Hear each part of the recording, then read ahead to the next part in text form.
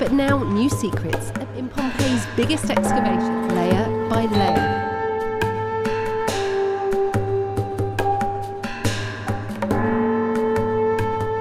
In the annals of history, the Epic of Gilgamesh has often been regarded as a myth, a fantastical tale from the distant past. However, a recent archaeological discovery in Iraq has the potential to breathe life into the legend of the famed giant Gilgamesh. After being sealed for millennia, this discovery is poised to reshape our understanding of the Epic of Gilgamesh.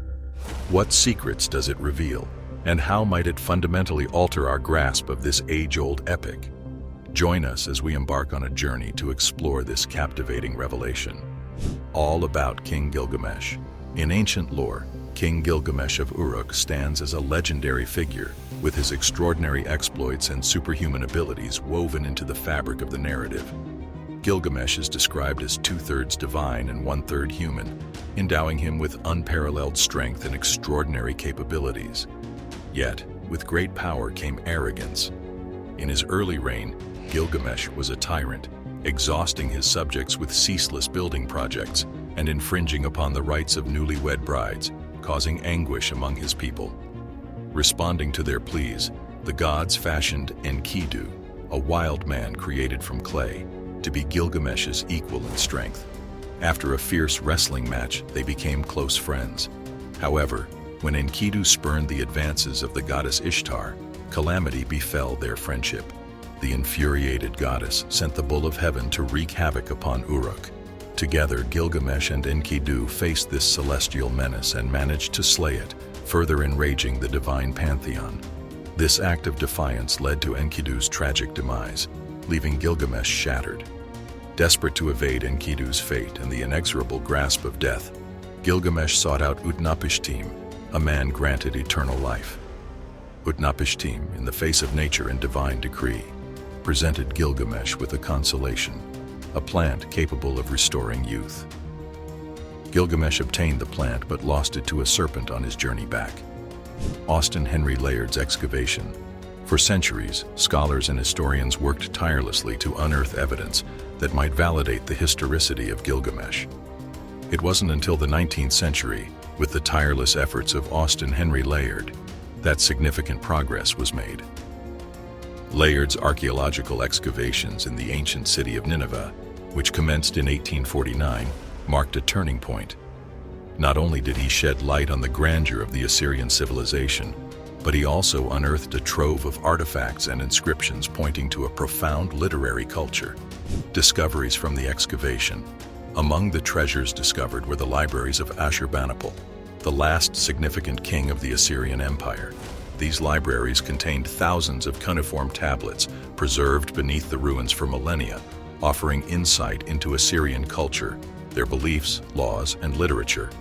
While these tablets were not complete, the fragments were noteworthy, with a flood narrative bearing remarkable similarities to the biblical tale of Noah's Ark. This discovery hinted at shared or interwoven mythological and religious traditions. Following the excavation, a substantial portion of the artifacts, including Gilgamesh fragments, was transported to the British Museum in London. This institution became a primary repository for Assyrian artifacts and played a crucial role in advancing research. The British Museum, in collaboration with international scholars, furthered the study of these artifacts, leading to more translations and a deeper understanding of the ancient Mesopotamian world. The Epic of Gilgamesh, pieced together from fragments and subsequent finds, has been translated into numerous languages and holds a prominent place in world literature. Beyond its literary value, the epic offers profound insights into topics such as friendship, humanity's fear of death, and the quest for meaning and immortality. Layard's untimely death in 1894 marked the end of his direct contributions to the field. Nevertheless, his discoveries in Nineveh and Nimrud laid a solid foundation for the academic study of the ancient Near East. His findings unveiled a world buried for millennia, creating bridges of understanding across time and revealing shared human experiences that transcend ages. Discovery of Gilgamesh's tomb. At the British Museum, Smith's translation work in the 1870s brought the Gilgamesh narrative to light among the vast collection of cuneiform inscriptions Layard had discovered. George Smith was the first to discover and translate the Epic of Gilgamesh. His remarkable discovery in 1872, a fragment of a tablet containing a flood story similar to the account in Genesis, was the starting point. Realizing that he had uncovered an ancient Babylonian version of the biblical narrative, much older than the Hebrew one, Smith published his findings in the Chaldean account of Genesis, causing a sensation among scholars and the public. The epic location discovery, Tomb of Gilgamesh. Fast forward to the 21st century, and the discovery of King Gilgamesh's tomb in Iraq stands as a monumental archaeological breakthrough. Located near the ancient city of Uruk, this find has the potential to breathe life into the epic itself. This monumental discovery began with geophysical surveys using magnetometry around Uruk's ancient walls. Fassbinder and his team identified a prominent submerged structure, distinct from its surroundings. Upon excavation, what emerged was a magnificent tomb bearing striking similarities to the descriptions in the Epic of Gilgamesh. The most compelling of these similarities was the tomb's location relative to the Euphrates River.